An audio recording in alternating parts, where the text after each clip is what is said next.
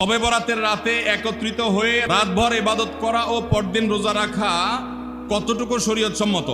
ভাইরা আমার, শবে বরাত উপলক্ষে রাতভর একত্রিত হয়ে মসজিদে ইবাদত বন্দেগী করা কোনো হাদিস দ্বারা প্রমাণিত নয়। এবং দিনের বেলা যে রোজা, এই রোজা শবে বরাত উপলক্ষে না, এটা হলো শাবান উপলক্ষে রোজা। এই রোজা হলো আইয়ামে বীজ উপলক্ষে রোজা। নবী করিম সাল্লাল্লাহু আলাইহি ওয়াসাল্লাম শাবান মাসে এমনি বেশি বেশি নফল রোজা রাখতেন, সেই হিসাবে আপনিও রাখবেন। আবার আইয়াম বীজ 13, 14, 15 রোজা রাখতেন, সেই হিসাবে রাখবেন। আপনি আল্লাহর ক্ষমা, এই রাতে আল্লাহ তাআলা বান্দাকে সাধারণ ক্ষমা ঘোষণা করেন, হিংসুক ছাড়া, মুশরিক ছাড়া। এই রাতের এই ফজিলত পাওয়ার জন্য আপনি চেষ্টা করলে সেটা ভালো, আল্লাহর কাছে ক্ষমা লাভের চেষ্টা করবেন, কিন্তু বেদাতি কোনো পন্থায় না।